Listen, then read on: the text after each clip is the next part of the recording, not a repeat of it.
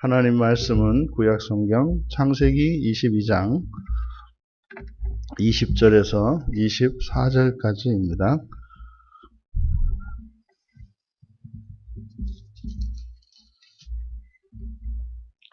우리 같이 한 목소리로 함께 읽겠습니다. 이 일 후에 어떤 사람이 아브라함에게 알려 이르기를 밀가가 당신의 형제 나홀에게 자녀를 낳았다 하였더라. 그의 맏아들은 우스요, 우스의 형제는 부스와 아람의 아버지 그무엘과 게셋과 하소와 빌다스와 아들랍과 부두엘이라. 이 8사람은 아브라함의 형제 나홀의 아내 밀가의 소생이며 부두엘은 리브가를 낳았고 나홀의 첩 르마라 하는 자도 데바와 가함과 다하스와 마아가를 낳았더라. 아멘.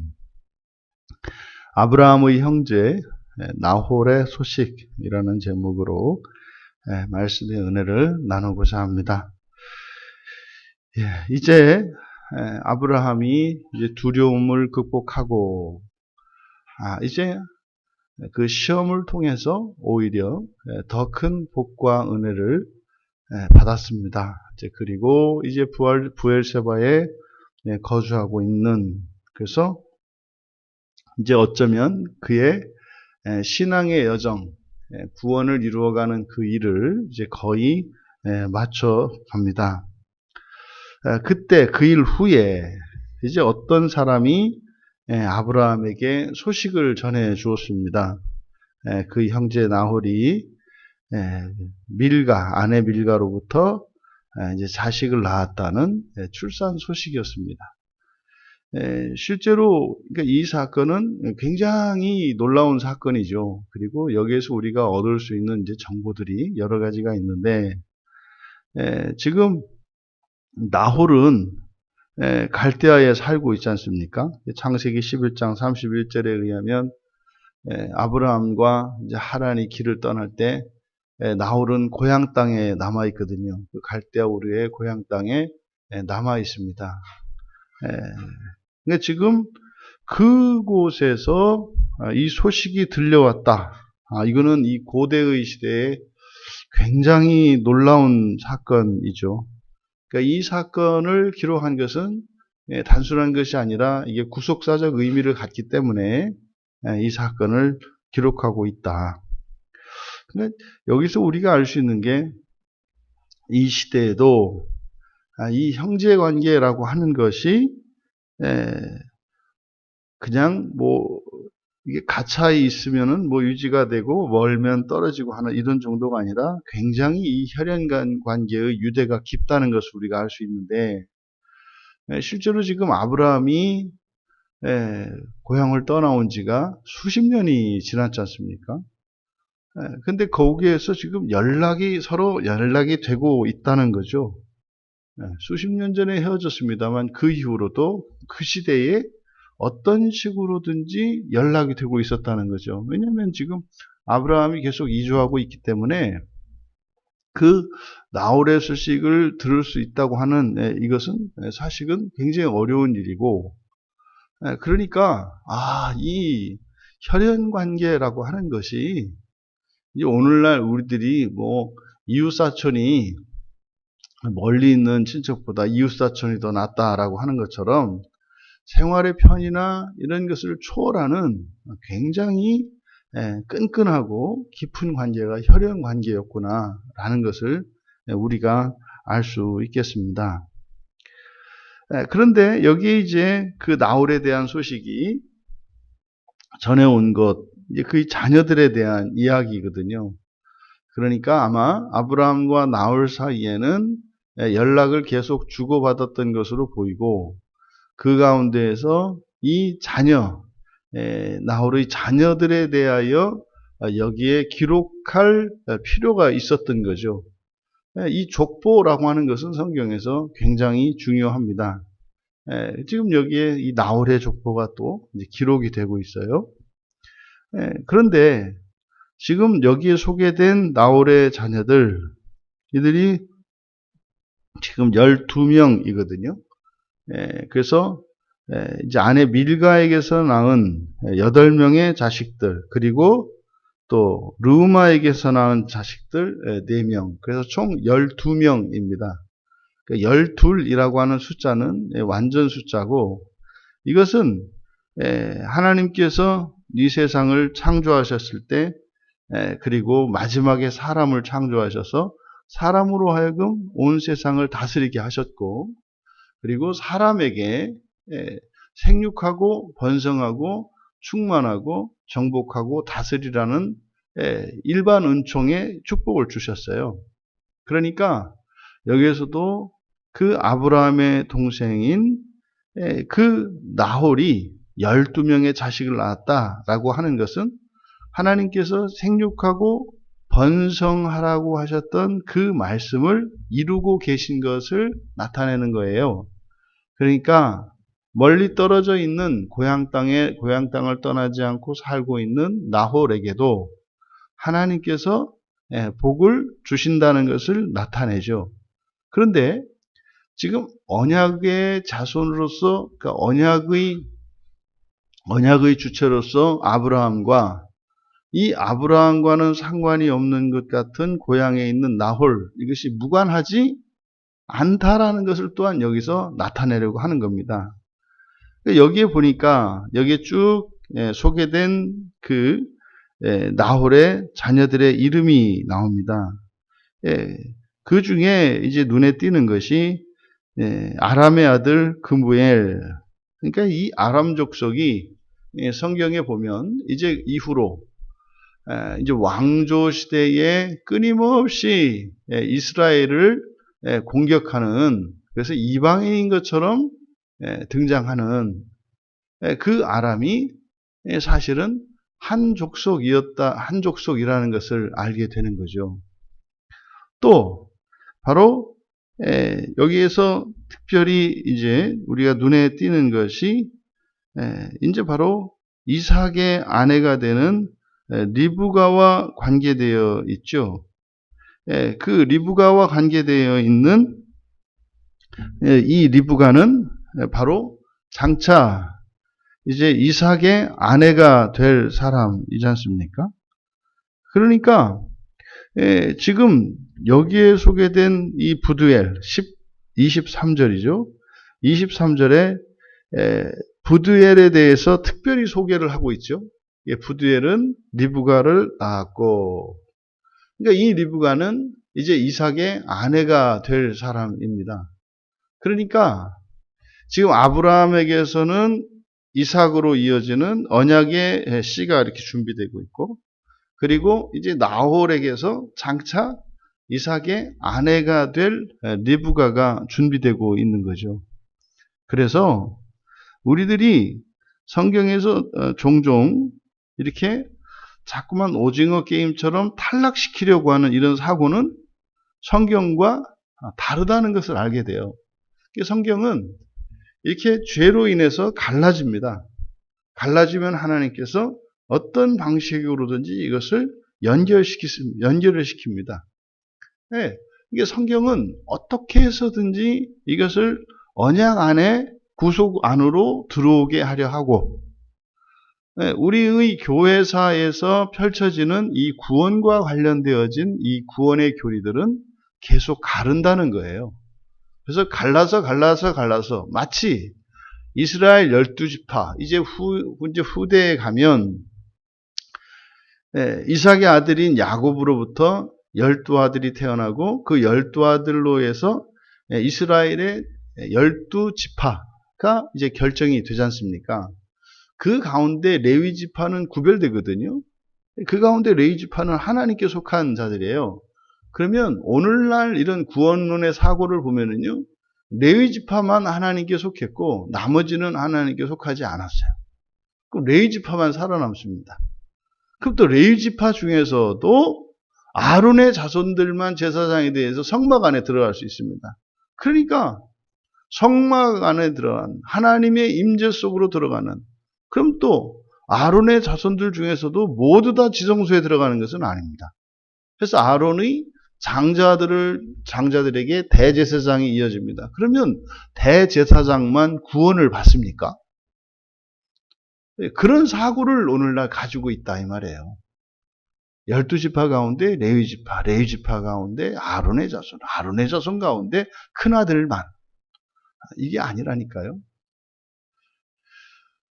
제사장들은 하나님과 하나님의 백성들 사이를 중재하고 또 그 일을 돕는 것이 레위지파고, 그래서 레위지파 자체는 이 땅을 살지만 하나님 나라를 섬기는 오늘날 그리스도인들의 예표적 역할을 합니다. 또 이게 레위지파만 그런 게 아니죠. 다른 모든 11지파 전체도 그들의 위치라고 하는 것은 하나님을 위하여, 세상을 위하여 중보적 존재로 존재합니다. 그러니까 그리스도 예수가 하나님과 이 세상, 하늘과 이 세상 사이에서 이 세상을 하나님 나라로 연결지어서 하나님 나라가 이 세상을 하나님 나라로 이끄는 역할을 하시지 않습니까?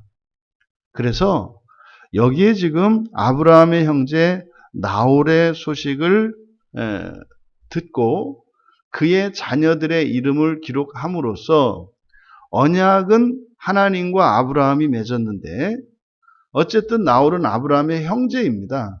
근데 이 형제가 이 언약 안에 어떤 방식으로 들어오게 되는 것인가를 가르쳐 줘요. 이것이 전과 교리와 연결이 되는 겁니다. 전과 교리와.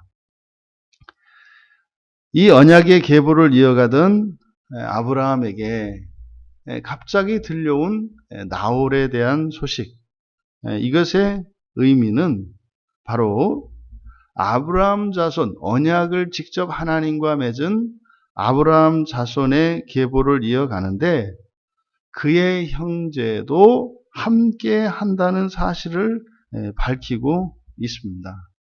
그러니까 지금 당장으로 보면 뭐 그런 거죠. 우리들의 신앙을 놓고 봤을 때 이제 지금이야 우리의 혼인 제도가 이제는 뭐 근친 간에 결혼을 하지 않지만 뭐 이들 가운데는 과거에는 근친혼이었잖아요. 혈통의 순수성을 유지하기 위해서.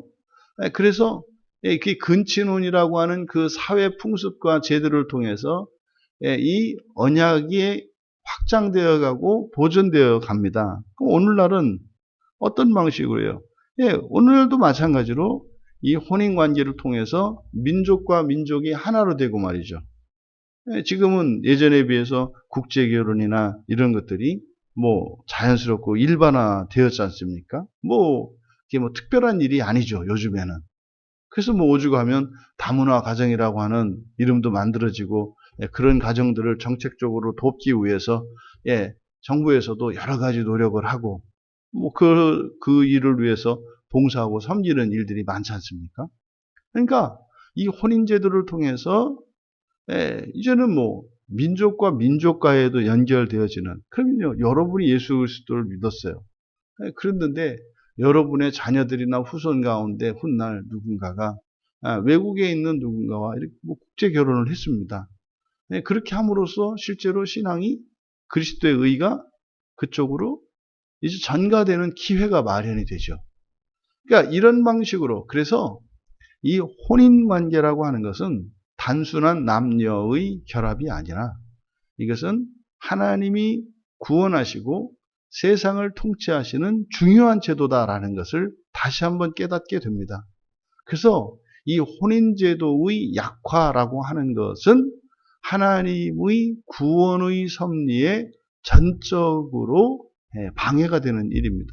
그래서요, 결혼은 장려되어야 하고 또 결혼을 통해서 많은 자녀들을 출산하는 이 일은 성경의 중요한 구속의 원리입니다. 오늘날 교회에서조차 혼인이 드물고 또 자녀들을 낳는 일이 뭐 사회적이고 경제적이고 여러 가지 문제로 이렇게 자녀를 적게 낳는 이것이 굉장히 다반사가 되어 버렸는데, 교회 안에서만큼은 이런 시대 정신을 거스르고 혼인은 장려되어야 하며 또 혼인은 그렇게 소망 안에서 기대되어지는 그런 일이고, 그것은 단순히 개인적인 것뿐만 아니라 하나님의 구원이 흘러가는 일이다. 부디 이 땅을 향하신 하나님의 구원에 대한 그 기대가 이 아브라함과 나홀이라고 하는 언약 밖에 있던 이 나홀의 자손도 구원 안에 들어오게 하였던 것처럼 다시 한번 우리 교회 안에도 이런 구원의 일들이 가족, 친지, 더 나아가 다른 민족에게까지로 퍼져나갈 수 있게 되기를 바랍니다. 그러면 우리가 이렇게 복음을 전하고 이 구원을 확장시켜가는 일이 꼭 혼인제도만 이용해야 되는가? 그렇지 않죠. 그렇지 않죠. 지금 구약에서 나타나지 않는 것은 전도입니다. 전도.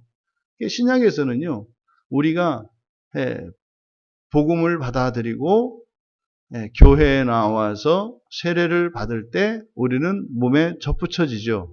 그래서 한 사람이 예수를 믿고 교회에 등록하였을 때 그것은 영적인 결혼식으로 우리는 이해를 합니다.